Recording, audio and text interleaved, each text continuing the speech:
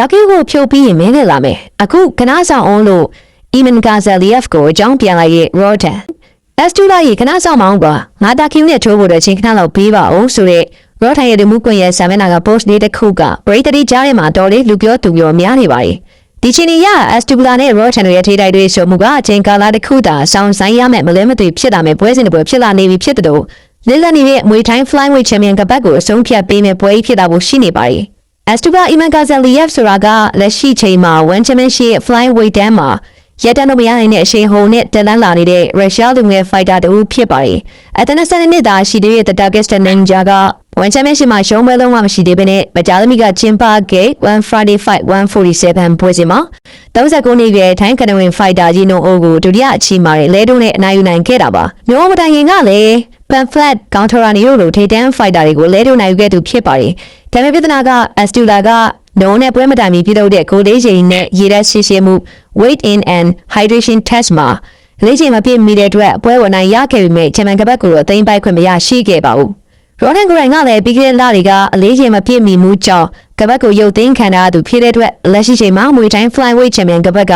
ပိုင်ရှင်မဲ့လစ်လက်နေစေဖြစ်ပါတယ်။ပွဲပြီးမှာအက်စတူလာကရော့ထန်ကိုစင်ခေါ်ခဲ့ပြီးတော့အခုလိုရော့ထန်ဘက်ကပြန်လဲတုံ့ပြန်လာတာတွေ့ရတာဖြစ်ပါတယ်။ရော့ထန်အနေနဲ့အက်စတူလာရဲ့စင်ခေါ်မှုကိုချက်ချင်းလက်မခံမနဲ့ရှင်းဆွဲလိုက်တာကကြောက်ရွံ့လို့မဟုတ်ဘဲနဲ့ professional ကစားမတယောက်ရဲ့စီးပွားရေးနဲ့ကစားမဘဝရည်မှန်းချက်အရအမှန်ကန်တဲ့ဆုံးဖြတ်ချက်ဖြစ်ပါတယ်။အကြောင်းရင်းတွေကတော့ရော့ထန်ကဂျပန်ကစ်ဘောက်ဆင်ကန်ဝင်တာ KUC ကဝါနဲ့လာမယ့် AB သားကုံပိုင်းမှာကျင်းပမယ် One Samurai One ပွဲစဉ်ကြီးမှာထိုးတက်ဖို့အတွက်ကေဝန်စီစဉ်ထားပြီးဖြစ်ပါတယ်။ဒီပွဲဟာသူတို့ရဲ့ဒုတိယမြောက်တွေ့ဆုံမှု rematch ဖြစ်ပြီးတော့ one ယာယီ flyweight kickboxing champion ကပတ်အတွက်အဆုံးဖြတ်ခံယူမဲ့ပွဲလည်းဖြစ်ပါတယ်။ဒါပြုနဲ့တူဂျူမြို့မှာထိုးသက်ရမယ့်ပွဲစဉ်က one championship သမိုင်းမှာဝင်ဝေကောင်းဆုံးနဲ့ breaker စိတ်ဝင်စားမှုအမြင့်ဆုံးရှင်းဝင်မဲ့ super fight ကိုဖြစ်ပါတယ်။ဒါပြင်ဒါကျူကဒီပွဲကသူ့ရဲ့ကစားမဘနောက်ဆုံးပွဲစဉ်ဖြစ်မဲ့လို့ကြီးညာထားတဲ့အတွက်ရော့ထန်အတွက်ဒီပွဲကိုအာရုံစိုက်ဖို့တခြားဘယ်ပွဲနဲ့မှမလဲနိုင်တဲ့အရေးကြီးဆုံးကိစ္စဖြစ်နေပါတယ်။အဝယ်စီဘက်ကလည်းဒီပွဲအတွက်ရင်းနှီးမြှုပ်နှံမှုမြောက်များပြုလုပ်ထားပြီးဖြစ်ပါတယ်။ဒါကျူနဲ့ပွဲစဉ်ပြီးဆုံးသွားပြီဆိုရင်တော့ရော့ထန်အနေနဲ့လစ်လက်နေတဲ့သူ့ရဲ့မွေထိုင်းကပတ်ကိုပြန်လည်ရယူဖို့အတွက်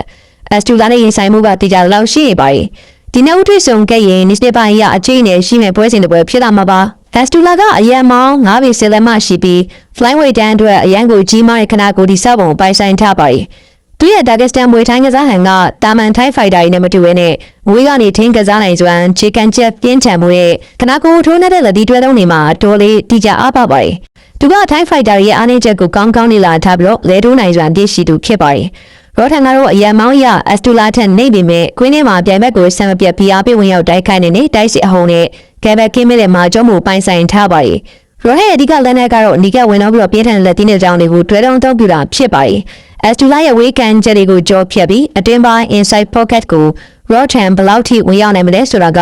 ပွဲရဲ့အဓိကတော့ချက်ဖြစ်လာမှာပါ။ချောရင်တော့ရော့ထန်နဲ့အက်စတူလာရဲ့ပွဲစဉ်ကလိလက်နေတဲ့မွေထိုင်း flyweight champion ကပတ်အတွက်အကောင်းဆုံးနဲ့ကြီးရှုခြင်းတွေအကောင်းဆုံးတွဲဆိုင်တစ်ခုဖြစ်မှာဖြစ်ပါတယ်။ရော့ထန်အနေနဲ့အိဒါကုံမန်ထိုးတက်မဲ့ဒါကျူနဲ့ပွဲစဉ်ပြီးပါပြည့်ထန်တဲ့တရားရရှိမှုမရှိဘူးဆိုရင်လာမယ့်2026နှစ်ကုန်ပိုင်းလောက်မှာဒီမွေတိုင်းချန်ပီယံလူပွဲကြီးကိုမြင်တွေ့ရဖို့အခွင့်အရေးများနေပြီဖြစ်ကြောင်းသုံးသပ်တင်ဆက်ပေးလိုက်ရပါတယ်ခင်ဗျာဒီဝဲတာဖြစ်လာခဲ့မယ်ဆိုရင်ဘယ်သူနိုင်မယ်လို့ထင်ကြလဲခင်ဗျာဒီကိုရဲ့မြင်လေးတွေကိုလည်းဝင်မြဖေးသွားခဲ့ကြပါဦးခင်ဗျာအဆုံးထိလိုက်ပါကြည့်ရှုပေးကြတာအားလုံးကိုကျေးဇူးထူးတင်ရှိပါတယ်ခင်ဗျာ